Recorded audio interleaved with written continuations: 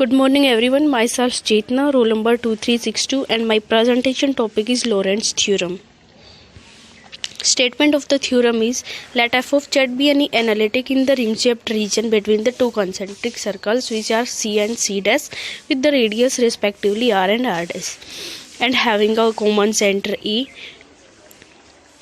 Then f of z can be written in the form of a series which is summation and running from 0 to infinity an to z minus a raised to power n plus summation and running from 1 to infinity bn z minus a raised to power minus n. Means in the first summation the exponent of z minus a is positive, and in the second term with coefficient bn the exponential of z minus a is negative.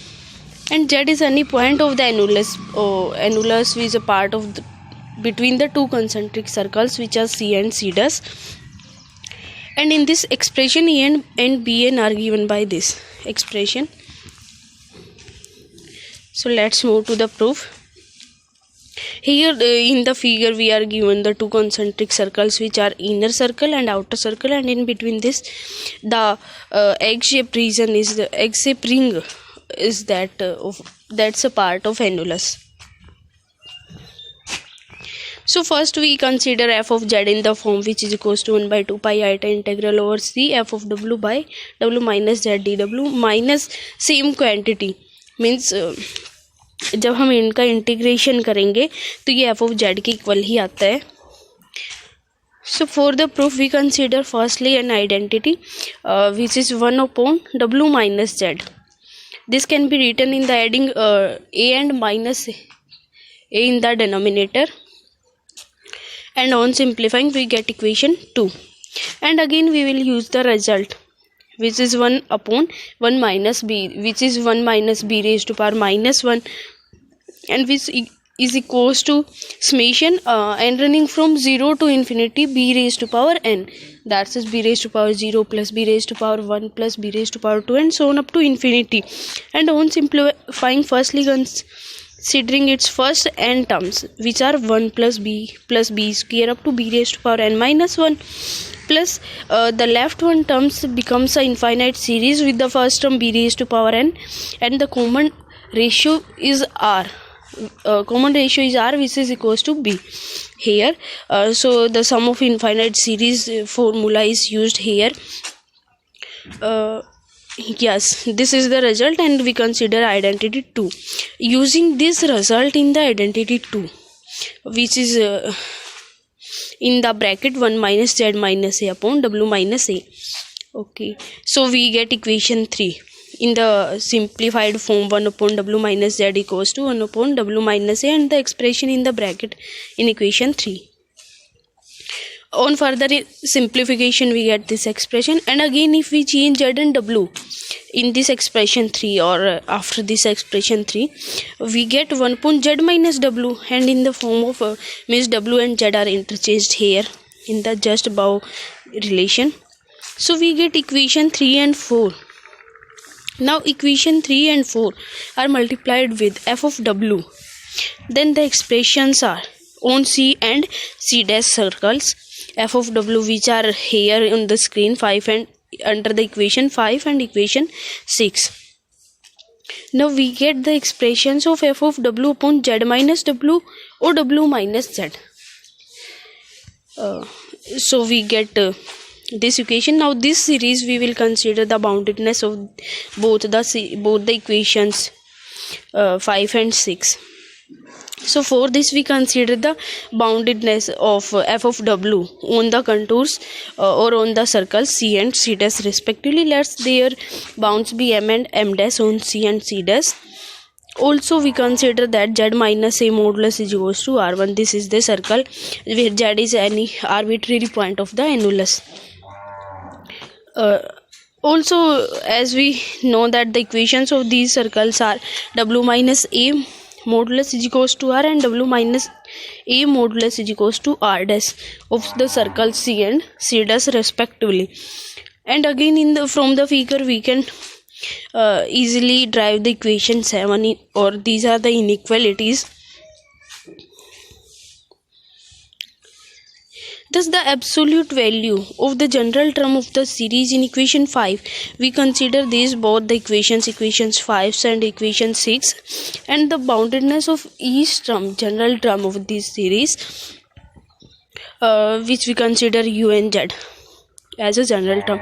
So the boundedness of these terms are like that, modulus and their modulus. We have used that z minus a upon w minus a is less than r1 by r. So we have used this result here, and the boundedness of this u and z is m by r into r1 by r raised to power n. Now we know that in the annulus part, r1 is smaller than capital R, so this quantity will be less than 1. So the series of the positive terms is bounded by summation m by r, r1 by r raised to power n, and r1 by r is less than 1. And similarly, in the case of equation 6, the general term of the series is bounded by again summation m dash by r1 into r dash by r1 raised to power n. So both the series are convergent, and so we can use the Weierstrass M test that both the series are uniformly convergent because each term is bounded by some constant. So we can integrate the each term of equations 5 and 6 simultaneously. So what we obtain, 1 by 2 pi iota integral over c f of w by w minus z dw, and the integration of each of the term of equation 5 is taken here, and similarly integration of each term of equation 6 is considered here. Now we write these both the expressions of 1 by 2 pi iota integral f of w upon w minus z or z minus w. In the second expression, we will write their compact form by considering in the first expression an and un we will consider, and in the second expression we will consider bn and vn, which are defined here. ar 1 upon 2 pi iota integral over c f of w upon w minus a raised to power r plus 1, and br plus 1 is 1 upon 2 pi iota integral over c w minus a raised to power r f of w, and un and vn are defined here. So we get these expressions 5 and 6 in the compact form like this. First one, 1 upon 2 pi iota integral over c f of w upon w minus z dw is equals to summation r running from 0 to n minus 1 z minus a raised to power r ar plus un.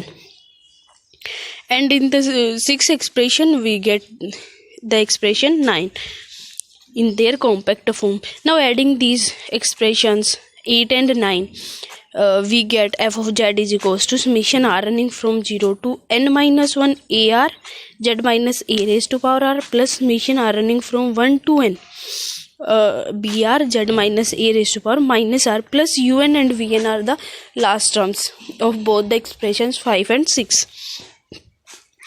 Now we are near about to approach the proof of the theorem. Only we are left with the additional terms un and vn. Now we will prove that un and vn tends to 0 as n tends to infinity. Then we will reach to the proof.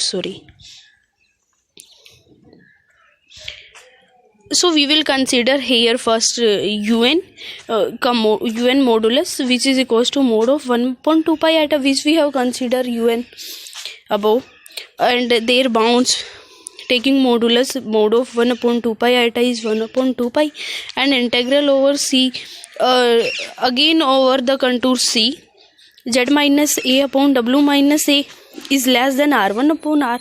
So we have used that result here, and the bound of f of w on the contour c is capital M we have considered, and modulus of 1 upon w minus z is means their maximum values are considered here.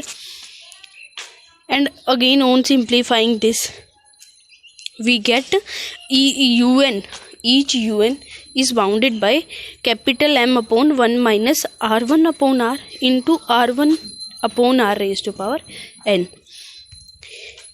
So as n tends to infinity, the expression this bound is tending to 0, so we can say that limit of un as n tends to infinity is equals to 0.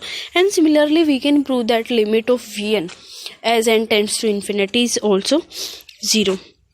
So in this expression 10, we move n towards the 0, n towards the infinity, and we get f of z is equals to sum of the two summations which are running from 0 to n minus 1 ar z minus a raised to power r plus summation r running from 1 to n br z minus a raised to power minus r. Here which we have rewrite here, or f of z can be written as in the expression 11, where an and bn are given by this. This completes the proof. Thank you.